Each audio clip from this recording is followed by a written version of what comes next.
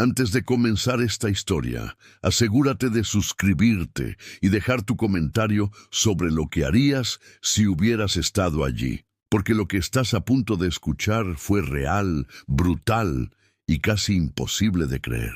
Lo que ocurrió en Budapest en el invierno de 1945 cambió para siempre la historia de la guerra. Era 1945 y Europa ardía por última vez. El Tercer Reich se desmoronaba, pero aún tenía una última carta bajo la manga: defender cada ciudad como si fuera el corazón del imperio. Budapest, con su belleza bañada por el Danubio, era ahora una trampa mortal. Iván Konev, el general soviético que había jurado no dejar ningún enemigo con vida, avanzaba hacia el oeste con su ejército agotado pero decidido. Frente a él, el sexto ejército Panzer y decenas de miles de Waffen-SS resistían entre las ruinas. Más de 50.000 soldados alemanes habían quedado atrapados dentro de Budapest, y el infierno estaba por comenzar. Las colinas de Buda se cubrían con una niebla densa.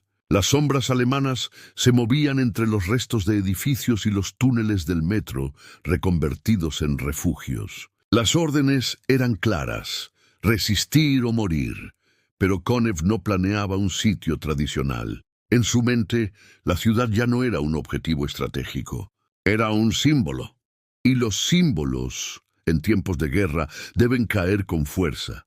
Mientras tanto, dentro de Budapest, los civiles corrían sin rumbo, buscando agua, pan o un lugar donde esconderse del estruendo incesante. Las calles del barrio de Pest olían a humo, madera quemada y desesperación. Se escuchaban rezos en alemán, húngaro y ruso, mezclados con el sonido constante de los obuses. Una joven enfermera llamada Ilona corría con una linterna, buscando sobrevivientes entre los escombros del hospital de San Esteban. Su voz temblaba: «¡Hay niños aquí! ¡Por favor, ayúdenme!». Nadie respondía. Solo el eco hueco de las ruinas contestaba. Al otro lado del Danubio, sobre los puentes que aún resistían, soldados soviéticos se preparaban para el asalto final. Los comisarios políticos gritaban: «Por cada camarada caído, harán pagar a 10 fascistas». Esa frase se repetiría como una promesa sangrienta. Konev observaba los mapas bajo la luz de una lámpara roja. En su rostro se mezclaban la fatiga y una determinación gélida. «En menos de 2 horas», murmuró, «la ciudad arderá». Mientras la oscuridad cubría Budapest, las órdenes se sellaron. Sería una ofensiva nocturna total. Más de 70.000 soldados soviéticos atacarían de forma simultánea desde 3 frentes.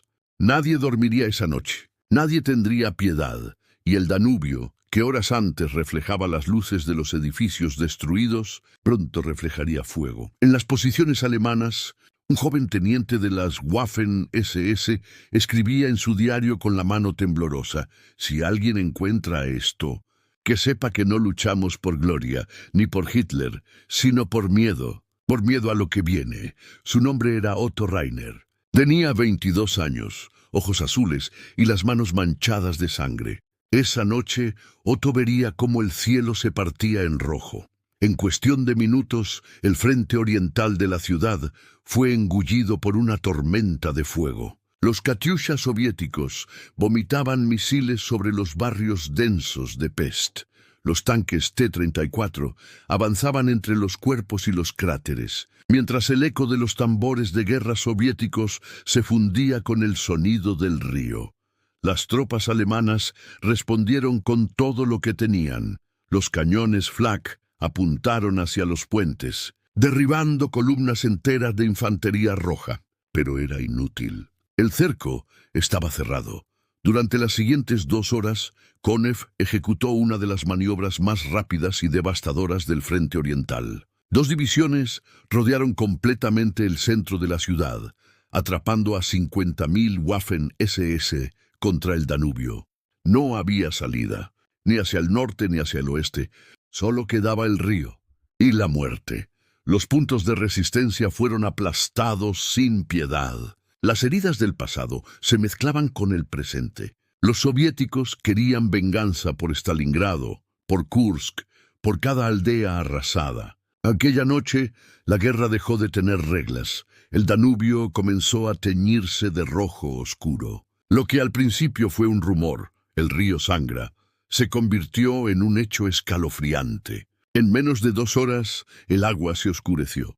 Cadáveres flotaban río abajo, envueltos en el reflejo de las llamas que devoraban Budapest. Ilona, la enfermera, vio cómo el hospital colapsaba y corrió hacia el puente de las cadenas. Desde allí observó el río y comprendió que no había salvación posible. Cayó de rodillas llorando, mientras detrás de ella las bombas seguían cayendo. Otto, el joven teniente, también corrió hacia el río. Intentó ayudar a sus camaradas heridos, pero un proyectil estalló a pocos metros. Sus palabras finales fueron apenas un suspiro entre el polvo. «Madre». Perdón.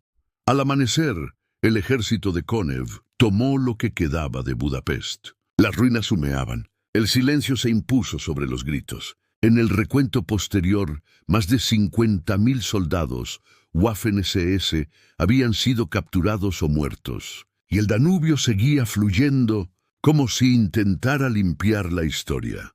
Esta fue la noche en que el Danubio se tiñó de sangre. No fue una metáfora, fue real. Y aún hoy, en las profundidades de aquel río, descansan los restos de miles de hombres que nunca debieron haber estado allí.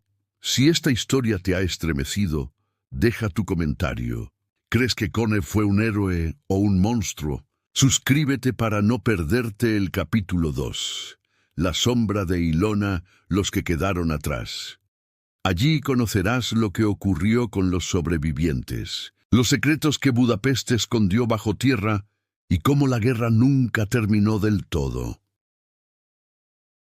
Antes de continuar, te invito a suscribirte y comentar. ¿Qué habrías hecho si fueras Ilona, atrapada entre la vida y la muerte en una Budapest reducida a escombros? Tu opinión es vital para entender el dolor y la esperanza de quienes sobrevivieron. Esa mañana, los rayos de sol apenas cruzaban las nubes, iluminando una ciudad irreconocible. Las ruinas humeaban, y el agua del Danubio seguía arrastrando historias. Para los que sobrevivieron al sitio de Budapest, la guerra no había terminado. Apenas comenzaba un duelo con la memoria, Ilona caminaba sola por una calle desierta. Su bata blanca de enfermera estaba rota y sus manos cubiertas de hollín y sangre ajena. Cada paso retumbaba como un eco en el vacío dejado por la muerte. Sostenía una foto doblada de sus padres desaparecidos, preguntándose si alguna vez volvería a verlos. Las tropas soviéticas recorrían las calles, recogiendo cuerpos y prisioneros. Algunos soldados, demasiado jóvenes, miraban con ojos vacíos la destrucción. Para el general Konev, la misión parecía cumplida. Pero para Budapest, el infierno apenas había comenzado. Allí, decenas de civiles se refugiaban desde hacía días. Los niños estaban en silencio, demasiado cansados para llorar. Una anciana murmuraba oraciones en húngaro, balanceándose de adelante hacia atrás. Ilona se movía entre ellos con un botiquín improvisado, buscando aliviar dolores imposibles. «Vas a sobrevivir», decía a un joven con una herida de metralla, aunque sus propias palabras le pesaban. En el fondo del túnel, 2 niñas intentaban recordar el sabor de una manzana. Sus juegos imaginarios, mezclados con el estruendo distante de explosiones, llenaban el aire con un tipo extraño de esperanza. En una sala oculta, un grupo de soldados Waffen-SS, aterrorizados, discutían sus posibilidades de escapar.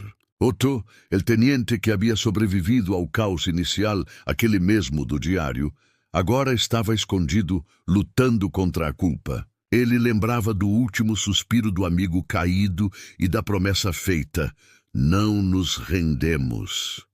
Mas a realidade os esmagava.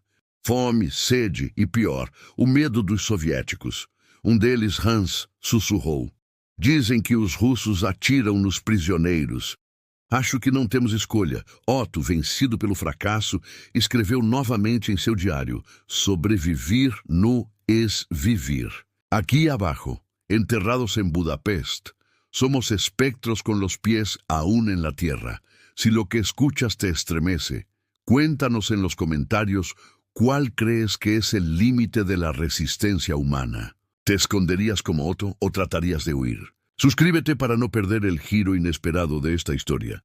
Ilona conoció a András, un joven violinista que tocaba para calmar a los niños del refugio. Aunque apenas le quedaban fuerzas, sus melodías lograban silenciar, aunque sea por minutos, la locura exterior. Entre una pieza y otra, András confesó haber sido obligado a abandonar a su hermana para salvarse. Ilona apretó su mano, compartiendo una lágrima silenciosa. Em outra parte dos túneis, grupo de judeus húngaros sobreviveu escondido graças ao sacrifício de uma família vizinha que arriscou tudo para protegê-los dos nazistas. E da SS. A gratidão e o medo se misturavam no silêncio, e a incerteza sobre o que os soviéticos fariam com eles agora era ainda pior. Ouvia-se rumores entre os refugiados. Dizem que há passagens secretas saindo da velha sinagoga, e que soviéticos estão saqueando casas em busca de saboteadores. Un médico húngaro, que había operado durante 3 días sin dormir, finalmente colapsó y murió delante de sus pacientes. Una madre, al ver que no quedaba pan, cambió su último abrigo por un puñado de patatas. Hasta los perros y gatos desaparecieron bajo la presión del hambre. Las sombras de la ciudad ocultaban secretos aún peores. Grupos de saqueadores aprovechaban la ausencia de ley, mientras los soldados de ambos bandos a veces intercambiaban disparos con mera sospecha. Só restava sobreviver um dia mais. Ilona, buscando água, encuentra uma pequena puerta oculta atrás de sacos de arena. Dentro, descubre un túnel que desciende bajo el Danubio, una reliquia de épocas anteriores, usado ahora para el tráfico de sobrevivientes y desertores. Convoca a los heridos de mayor confianza y planean un escape nocturno, pero dentro del túnel el ambiente es irrespirable. Ecoan los llantos de heridos, el murmullo de las oraciones y el eco de los disparos lejanos. A medida que avanzan, deben decidir a quién ayudar. Las fuerzas fallan y cada decisión pesa como una sentencia de muerte. Una anciana, incapaz de andar, le pide a Ilona: «Deja a los demás. Yo ya viví. Salva a los niños». Ilona llora, pero debe decidir. Toma a los niños y los guía, dejando a la anciana con su rosario y una canción susurrada como despedida. No hay héroes en las sombras de Budapest. Solo personas intentando salvar algo de humanidad. Otto y un puñado de SS intentan hallar un escape, pero son descubiertos por una patrulla soviética. Otto entrega su diario a un oficial ruso joven, rogando: «Cuéntale al mundo que no todos fuimos monstruos». El oficial toma el diario y, en un gesto inesperado, permite que uno de los soldados escape por una cloaca. El ciclo de venganza se detiene por un instante ante el cansancio y la compasión.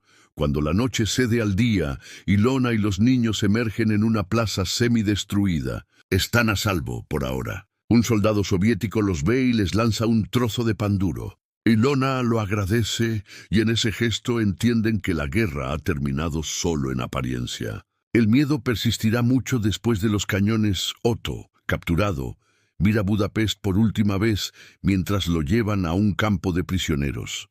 Siente alivio. El mundo debe reconstruirse sobre las ruinas de nuestras culpas, piensa. András, el violinista, promete nunca volver a tocar una nota hasta que la ciudad vuelva a reír. Ilona, sin fuerzas, adopta a uno de los niños huérfanos, jurando nunca volver a dejarlo solo. Esta es la otra cara de la caída de Budapest. Los que vivieron para recordarla, marcados por la culpa, el sacrificio y el miedo.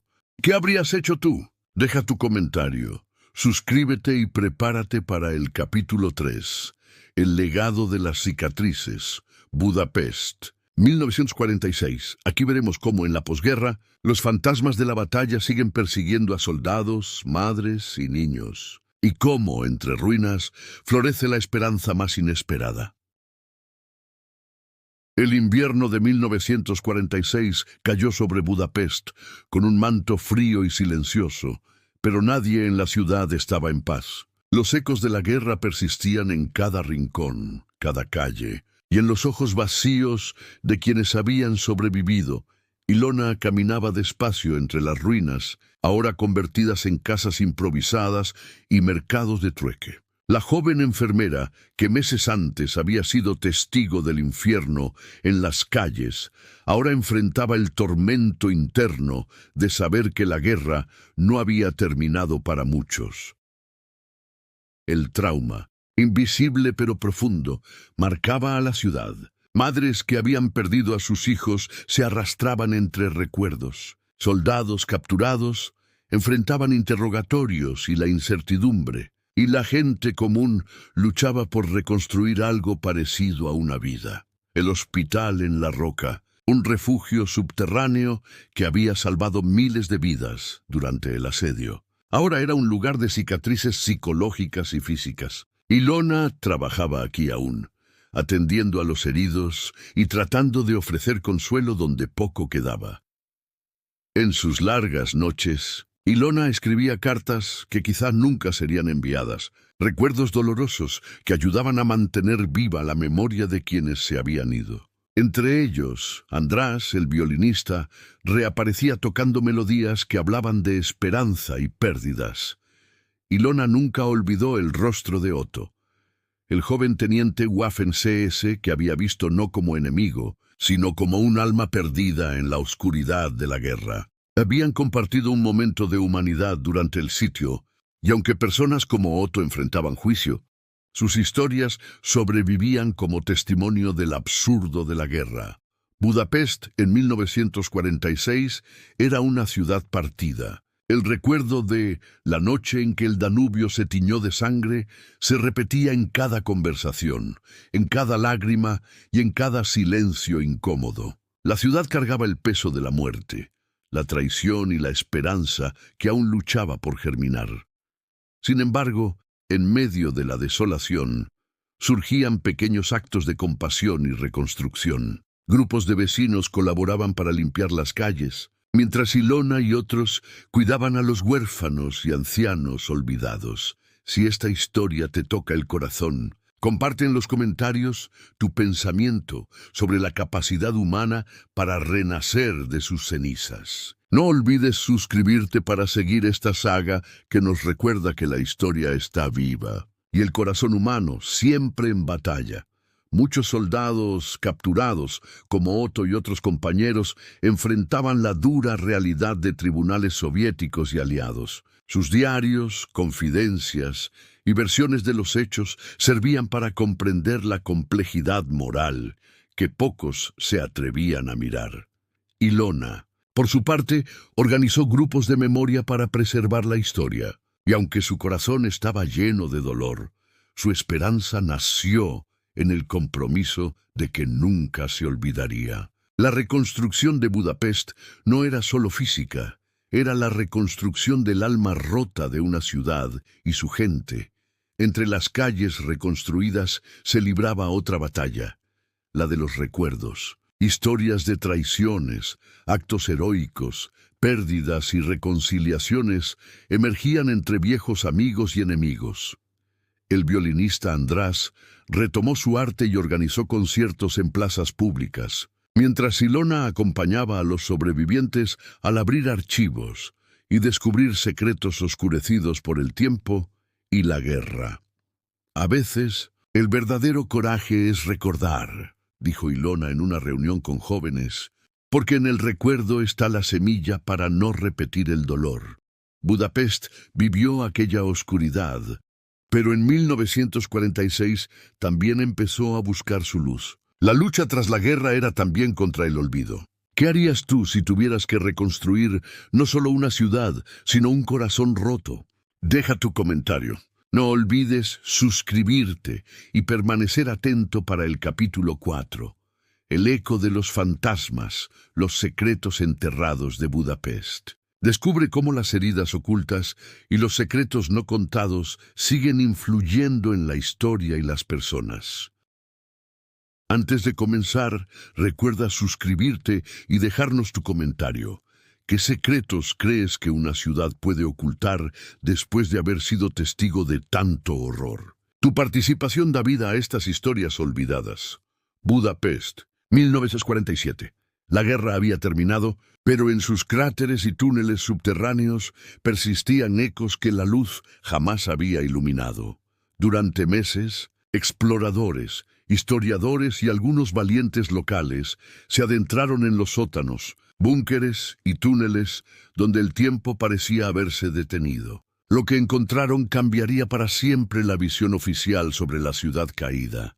Lo primero que descubrieron fueron documentos ocultos entre escombros, listas de nombres, mapas detallados de rutas secretas y planos de instalaciones nazis nunca antes reveladas. Algunos de estos lugares funcionaron como centros de inteligencia, otros como cámaras ocultas para prisioneros, y algunos, se rumoreaba, ocultaban armas y secretos bélicos nunca utilizados. Entre los hallazgos más escalofriantes se encontraban cámaras selladas que contenían restos de soldados y civiles desaparecidos. Las investigaciones revelaron que no todos los muertos de Budapest habían sido encontrados o respetados. Algunas fosas comunes permanecían intactas, olvidadas bajo tierra. Un joven explorador llamado Marton encontró un diario abandonado en un búnker cercano al Danubio. Sus páginas relataban las últimas semanas de un oficial nazi, dividido entre la lealtad y la desesperación. Las notas sentían la proximidad de la derrota y el miedo a que sus secretos salieran a la luz. Según el diario, mientras la ciudad ardía en la superficie, en estas sombras subterráneas se pactaban traiciones, se escondían tesoros y se perdían vidas de manera silenciosa. Algunos sospechaban que se había intentado preservar tecnología militar avanzada bajo Budapest, ocultos para una futura guerra que nunca llegó. Si te atrapan estas verdades ocultas, comenta qué crees que los gobiernos deberían hacer con estos secretos enterrados. No olvides suscribirte para seguir descubriendo junto a nosotros la historia no contada de Budapest. Pero no solo eran documentos y restos materiales. Las leyendas hablaban de apariciones, sonidos sin explicación y sombras que recorrían las calles cuando el sol se ocultaba. Ilona, ahora cazadora de memoria y protectora de la verdad, recibió testimonio de vecinos que aseguraban haber visto figuras espectrales de soldados y civiles, atrapados en un tiempo que no termina. Es como si la ciudad no quisiera olvidar, dijo una anciana en un encuentro organizado por Ilona, donde se compartían relatos para sanar. En esas reuniones, muchos lloraban al recordar no solo la guerra, sino también los secretos que la humanidad intenta olvidar.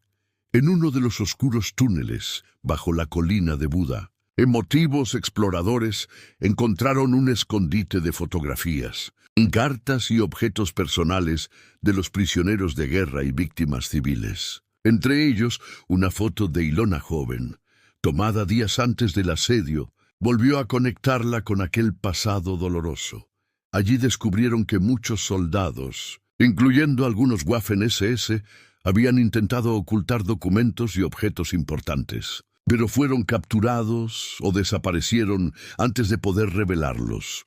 Los secretos enterrados también revelaron una historia de colaboración y traición. Algunos civiles, por miedo o convicción, ayudaron a las fuerzas alemanas y a la SS a mantenerse en Budapest. Otros, en cambio, arriesgaron sus vidas para salvar a cientos. La frontera entre el bien y el mal, entre héroes y víctimas, era difusa y compleja. Ilona, investigando estos hechos, recibió amenazas anónimas y tuvo que enfrentar la realidad de que la historia oficial muchas veces intenta silenciar lo incómodo para preservar la paz. Estas fosas, estos secretos y estas almas atrapadas en Budapest no son solo historia, son la memoria viva de quienes sufrieron y de quienes lucharon porque no se olvide. Son un llamado a la reflexión. ¿Qué parte de nuestra historia preferimos ocultar y qué parte debemos afrontar para sanar? Ahora que has descubierto con nosotros estos secretos enterrados, déjanos tu opinión en comentarios.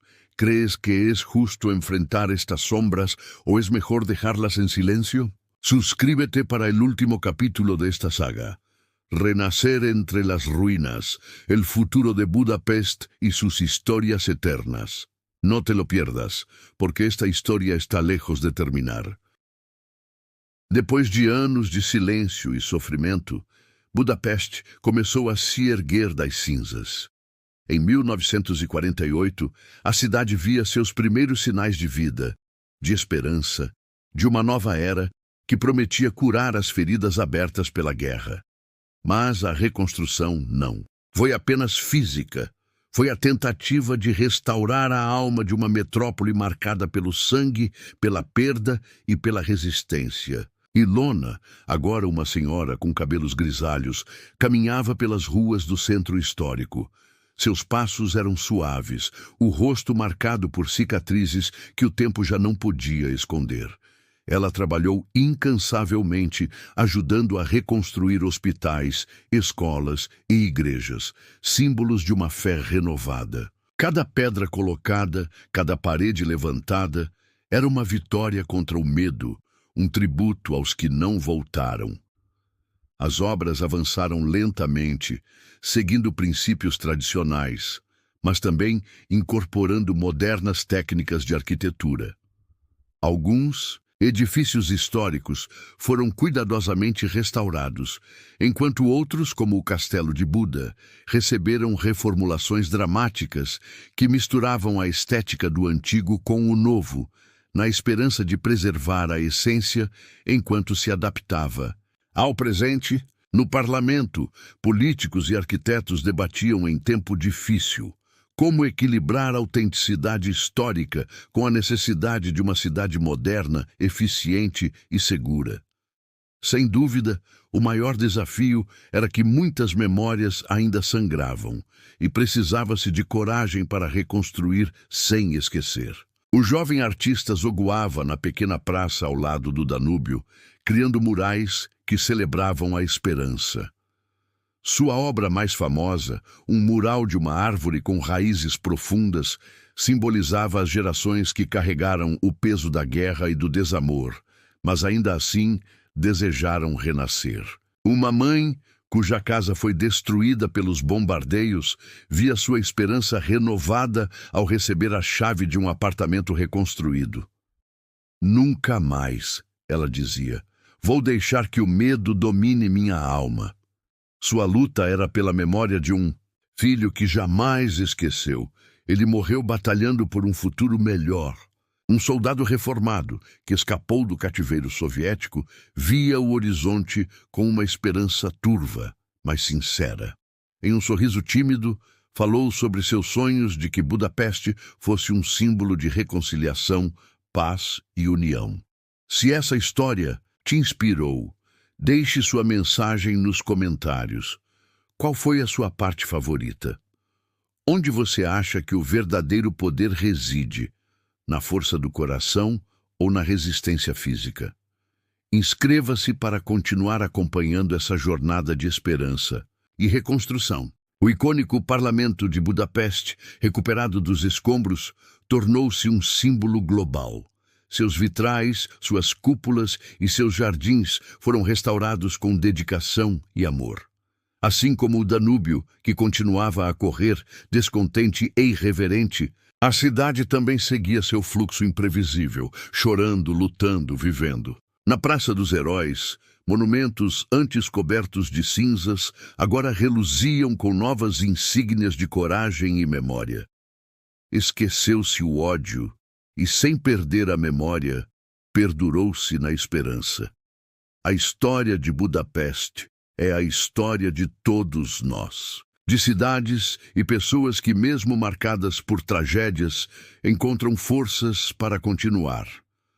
Cada pedra, cada rosto, cada lágrima e cada sorriso fazem parte dessa colossal obra de resiliência.